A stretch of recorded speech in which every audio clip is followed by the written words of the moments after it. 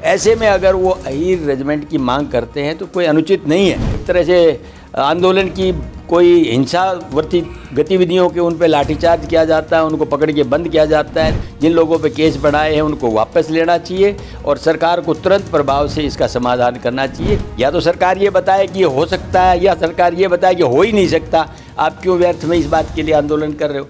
High regiment को लेकर आंदोलन हुआ, पत्थरबाजी हुई, युवाओं के ऊपर मामले दर्ज हो गए। अब युवाओं का आरोप है कि जो यादव जो नेता है वो बेशक धरने में शामिल हुए हों, उन्होंने कहा हो कि हम साथ हैं, लेकिन मामला दर्ज होने के बाद वो नेता कहीं ग्राउंड में नज़र नहीं आते।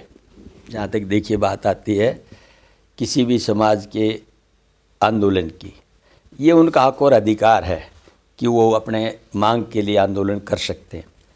अहीर रेजिमेंट के नाम की बात है, ये जायज़ मांग है, क्योंकि अहीरों का एक सहयोग और साथ और एक तरह से जैसे बलिदान, देश की जंग आज़ादी 1857 से लेके उसके बाद की 65, 71, 99 की जितने भी युद्ध हुए हैं उनके अंदर बड़ा अभूतपूर्व रहा है। उसके बाद की भी जितनी भी एकता और अखंडता की सुरक्षा के लिए जान जाती है, जब हम देखते हैं विधानसभा के अंदर तो महेंद्रगढ़ के लोगों का नाम हर उसके अंदर जो कंडोलेंस के मैसेज आता है उसके अंदर देखने के लिए मिलता है। तो ये इस बात का सबूत है कि यहाँ के रणबांकुरों के अंदर देश के प्रति एक भावना है, जो अपने आप को न्यौछावर करके इस देश की एकता और अखंडता को सुरक्षित रखना चाहते हैं। ऐसे में अगर वो अहीर रेजिमेंट की मांग करते हैं तो कोई अनुचित नहीं है, लेकिन सरकार को चाहिए या तो उनको उचित समाधान दे। और जब वो आंदोलन कर रहे थे तो बिना किसी वजह के, बिना किसी ऐसे उसके एक तरह से आंदोलन की कोई हिंसावर्ती गतिविधियों के उन पे लाठीचार्ज किया जाता है, उनको पकड़ के बंद किया जाता है, तो ये तो जाति है एक तरह से, और मैं इसकी निंदा करता हूँ। ये नहीं होनी चाहिए।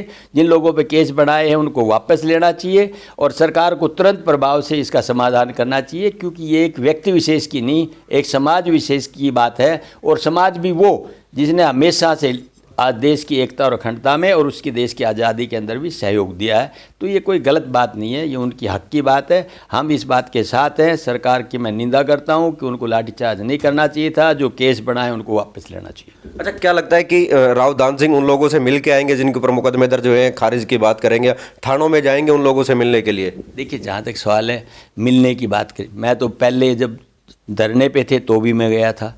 उसके बाद में किन परिस्थितियों में बात हुई है मैं आज उसके खिलाफ बोल रहा हूँ, और जब ज़रूरत पड़ेगी उनको सहयोग की तो मैं उस सहयोग के लिए मैं तैयार हूँ। मैं राजनीतिकरण करके या व्यक्तिगत किसी स्वेच्छा से अपनी छवि को बनाने की प्रयास नहीं कर रहा। मैं हकीकत में जो सच्चाई वो बयान कर रहा हूँ कि उन बच्चों के साथ ज्यादती नहीं होनी चाहिए थी जो सरकार ने की, वो निंदनीय है। लेकिन सरकार को चाहिए कि आंदोलन करने के लिए आखिर क्यों प्रोत्साहित हुए हैं, और प्रोत्साहित हुए तो उसका समाधान क्या है। या तो सरकार ये बताए कि ये हो सकता है, या सरकार ये बताए कि हो ही नहीं सकता। आप क्यों व्यर्थ में इस बात के लिए आंदोलन कर रहे हो? केंद्र में आपकी भी, कांग्रेस की भी सरकार थी और हरियाणा में भी रही है और सभी प्रदेशों में लगभग रही है कांग्रेस की सरकार, तो क्या उस समय नहीं लगता था कि अहीर रेजिमेंट का गठन कर दिया जाए और जो यादव बाहुल्य क्षेत्र है उसको इससे फ़ायदा मिल जाएगा? देखिए, अनेकों बार ये उठी है, आज की बात नहीं है, अनेकों बार ये उठी है। और इस मांग को उठा करके ना जब भी कभी किसी सरकार से मिले तो उन्होंने कोई ना कोई आश्वासन दिया कि आज नहीं कल कोई पेचीदगियाँ हैं उनको दूर करके इसका समाधान कर दिया जाएगा। इसी आश्वासन के साथ समय बीतता चला गया। आज फिर एक समय आया है जब लोगों ने, नौजवान बच्चों ने, क्योंकि फ़ौज की भर्ती को भी आपने एक तरह से प्राइवेटाइज कर दिया है, जहाँ एक तरह से गर्व होता था कि मैं आजीवन फ़ौज में रहूँगा और बच्चा फ़ौज में भर्ती होता था तो अपने कैरियर की सेटलमेंट मानता था। आज वो अग्निवीर के माध्यम से मात्र 4 साल के लिए जा रहा है, जो अपना भविष्य सुरक्षित नहीं मानता। कि वह पूछा जाता है जब सगाई के लिए जाते हैं तो भी कि पक्की फ़ौज में है कच्ची फ़ौज में। ये एक मतलब ऐसा विषय है जिस पे आम आदमी सुन करके दुखी है कि यार फ़ौज भी कच्ची या पक्की होती है, फ़ौज भी 4 साल या आजीवन होती है, फ़ौज भी 4 साल या 35 साल होती है।